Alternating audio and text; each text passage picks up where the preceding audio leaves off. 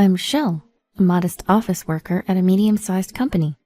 I met my husband Kyler through work 2 years ago, and we hit it off right away.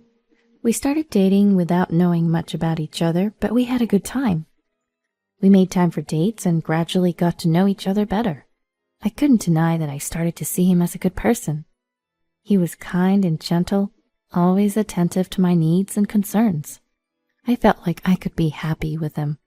We didn't take long to feel this way, and he proposed after just 4 months of dating. Thanks to a stable job at a big corporation, the engagement ring he gave me had a sparkling diamond that left me mesmerized. I accepted his proposal, and we quickly found a place to live together and started planning our wedding. I was looking forward to a grand wedding, but Kyler wanted to keep it small. In the end, we had a modest ceremony with just close family and friends. It's been almost 3 years since we started living together. I'm now 26, still working, and we don't have kids yet. I wanted to work a bit more, and Kyler wasn't keen on having kids either. Well, I took it positively, thinking it just meant more time for the two of us. But I was starting to want a child. As we were about to celebrate our 3rd Thanksgiving together, "Hey, Thanksgiving is coming up. What should we do?" I asked Kyler, who was engrossed in his phone. He gave a non-committal, and said nothing more. "I'd like to see your family soon," I continued, a bit annoyed at his lack of response. "I have work," he finally said, looking up from his phone. "But you haven't been back home in ages," I pointed out. I hadn't seen my in-laws since the wedding 2 years ago. Every time a long holiday came up, I'd suggest going home, but Kyler would insist he had work. I even offered to go alone, but he opposed it, saying it would be awkward for me and that his sister didn't like me for some reason. So I couldn't just go to his family's home. He wouldn't even give me their phone number, saying he'd handle it. Well, it wasn't like I wouldn't be able to see her forever, so I decided I'd get her contact info when I saw her someday. "Is Thanksgiving a work day for you? What about Christmas?" At a normal workplace, Thanksgiving and Christmas would be days off, but my husband's workplace doesn't always have holidays. Although Saturdays and Sundays are technically days off for him, we haven't had many dates since getting married due to his entertainment dinners and sudden business trips. "Not sure about Christmas," he replied, going back to his phone. And so I decided to spend Thanksgiving and Christmas at my parents' home. I met up with my friend Diana, who asked me something troubling. "What do you think about men cheating?" Diana wasn't married yet, but it seemed like something was up with her boyfriend. She asked me in a rather displeased manner. "Cheating? What? Did something happen?" "He's always on his phone. He even brings his phone when he showers. Isn't that weird?" That made me think. Kyler was always on his phone at home too. Even when he'd go take showers, he'd bring it along like a pet. I didn't really care, as it had been the case since we got married. But when I heard Diana's story, I was taken aback. "Is that suspicious?" "Of course. He's got his passcode set too. I would want to see, but I'm hesitant to." I couldn't say anything, as I was in the same situation. In fact, I started to worry that Kyler might be cheating too. I couldn't relax at my parents' home after that, and thought about going home early, but Kyler wouldn't be there anyway. So I stayed at my parents' home, feeling uneasy, and returned home as planned. "Hey, Kyler, what are you always doing on your phone?" I asked him as soon as I got home. He was on his phone again, but looked a bit flustered at my question, and put his phone in his pocket. "I get a lot of work-related messages. I'm leading a major project, and I can't afford to be away from my phone." I always thought my husband would never lie to me, but lately, something just didn't feel right. He kept saying he was busy with work, but I couldn't help but question everything he did and said. The faint scent that lingered around him was one red flag. He usually got home late, around 11 p.m., and often said he was entertaining clients or working overtime. Yet every so often I catch a sweet smell coming off his suit, like a woman's perfume. I don't wear perfume myself, so I'm not an expert, but it smelled like something a younger woman would wear. As I took his suit jacket to hang it up, there it was again, a sweet scent. I could confront him right there, but I didn't have any concrete evidence. Afraid of making him dislike me, I suppressed the growing doubts and worries in my mind. But then an opportunity came along. He forgot his phone on the dining table while showering. As I sipped my homemade herbal tea, I glanced at his phone. It'd be easy to look now, but if he found out, he could lose trust in me. I was torn. I wanted to clear my suspicions, but if he really was cheating, I may not recover from the shock. Various thoughts flooded my mind as I looked at that phone. Suddenly, it buzzed with a notification. Startled, I took a peek. It was just a message alert, but the content wasn't displayed. I couldn't see the content because he set it so it doesn't show up. I reached for his phone, making sure he had not come out of the shower yet. I held my breath as I moved my fingers to open the phone, but it was locked. Of course. Everybody locked their phone. I was annoyed, but also relieved, as I went to put the phone back. Then it buzzed again, this time an incoming call. The screen read, Gabriella. Who was Gabriella? I didn't recognize the name, but I knew I could still answer it even though it was locked. I naturally slid my finger across the screen and put the phone to my ear. Hello, Kyler. Is this a good time? The voice on the other end was a young woman. I got even more nervous. Kyler's in the shower right now. What? Who is this? I told her he couldn't talk, and her voice changed. It got lower and colder. I'm his wife. This is not good. She hung up after saying just that. What did not good mean? I put the phone back on the table. It was clear. He was cheating, and probably with Gabriella. But I didn't have proof to confront him. I looked at his phone on the table, pondering. What did this mean for me? More importantly, what's the right thing to do? Should I get angry? Should I cry? Should I pretend I don't know? No, pretending is off the table now. I did answer the phone after all. Oh, there it is. Lost in thought, I didn't notice him come out of the shower. I caught my husband reaching for his phone and looked at him. Was he checking something or typing a message? It was hard to say.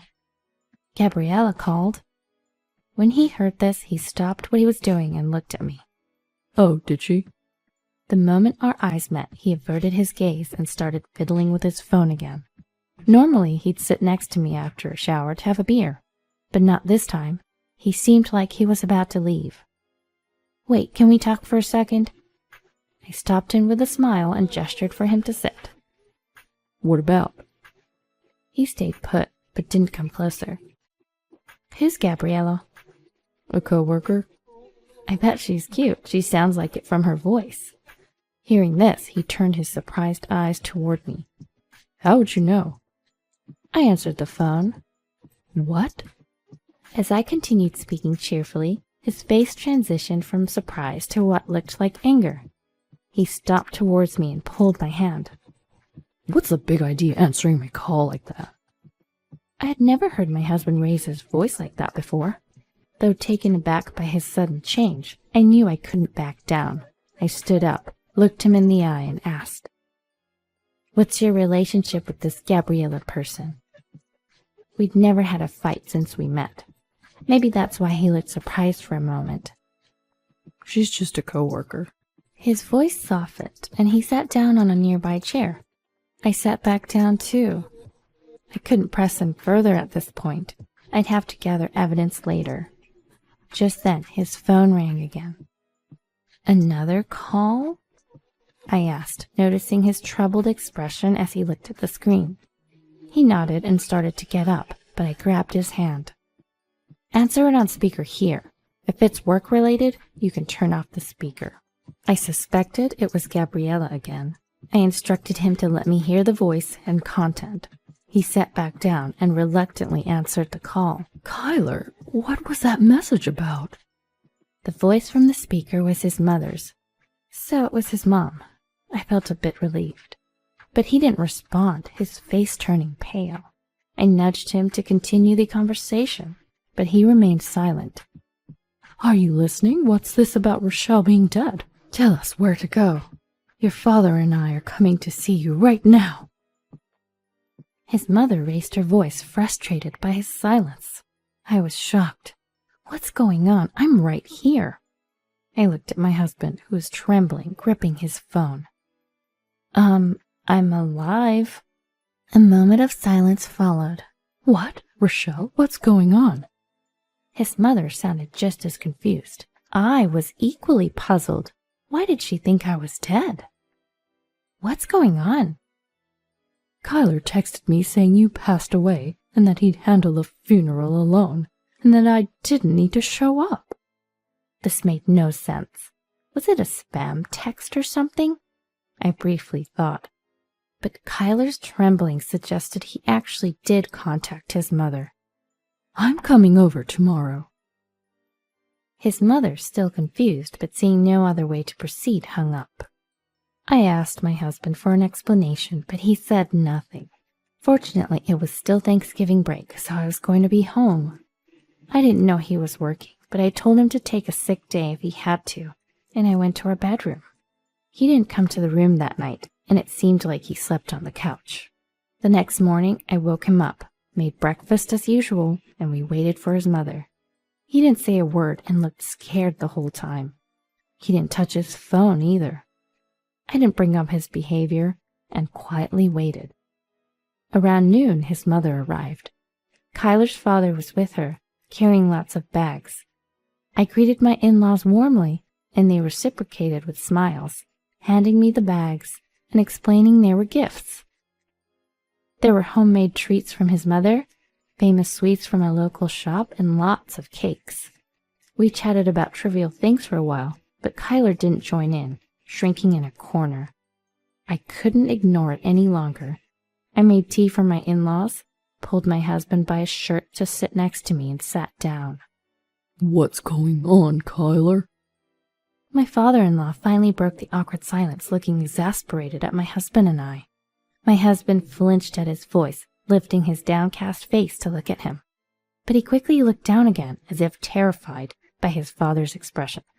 "Spit it out." My father-in-law raised his voice, and my husband started to explain in a shaky voice. Based on my husband's account, he met Gabriella through work shortly after we got married. Initially, they were just colleagues, but things changed when they started working closely on a project.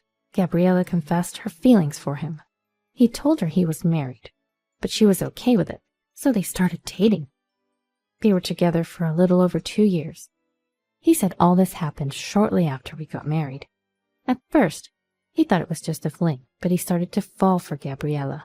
He considered divorcing me to marry her, but realized he'd have to pay a hefty settlement if he admitted to cheating. So he tried to make my in-laws dislike me, thinking I'd initiate the divorce. He even spread rumors about me to my in-laws and his sister. But my in-laws never showed any signs of disliking me, and I didn't seem to be bothered by it. So he thought about cutting ties with me and paying the settlement.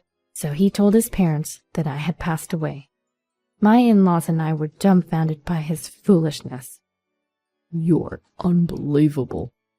"I'm so sorry, Rochelle, about our poor son." My mother-in-law apologized, holding back tears. I told her to look up, and then she looked at my husband. Kyler was visibly shaking, his face pale. "If you're willing to pay the settlement, I'm okay with a divorce," I told him, smiling. At that moment, my father-in-law landed a punch on my husband's head. "You idiot! Break up with her right now. You've lost your freedom.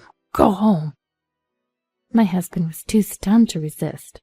Kyler was frightened by my father-in-law's furious behavior, and it looked like he was about to burst into tears. I couldn't help but laugh a little. "We'll take responsibility for the settlement," my mother-in-law said, tears streaming down her face. I wrapped my arms around her and smiled at her. Don't worry about it, I reassured her.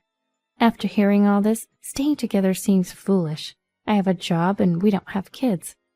I'm sorry I couldn't be a better wife, I said to my mother-in-law, after hearing about my husband and immediately losing interest.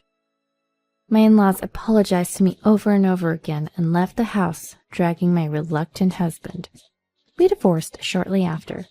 I claimed a hefty settlement and kept the house. A few days later, I got a call from an unknown number. It was my sister-in-law. Apparently, she had also been misled by Kyler, and that was why she never tried to get to know me. It turned out, both my sister-in-law and I had no hard feelings about each other ever, and she wanted to reach out to me. She wanted to be friends, even though we were no longer sisters by marriage. She said she wanted to meet up. So I agreed to meet with her and ended the call. A few days later, I saw my sister-in-law for the first time since the wedding. We both were happy to catch up, and we quickly became comfortable with each other after chatting and hanging out. From that day on, we stayed in touch and became good friends. She even filled me in on my ex-husband's situation. Apparently, Gabriella had no intention of marrying him. She was just using him for financial support. When I found out, she started making plans to cut ties with him. And apparently she dumped him pretty quickly. He had to quit his job when he moved back in with his parents. And now Kyler's doing manual labor, which he despises, under his father's strict supervision. Hearing all this lifted my spirits. My sister-in-law was probably worried about me, even as she shared this with a smile. I laughed along and told her not to worry, as they planned to keep him under even stricter training. I've learned to be more cautious in choosing a life partner after going through a divorce. I told my sister-in-law that it's all good now, as this experience has led to a positive outcome.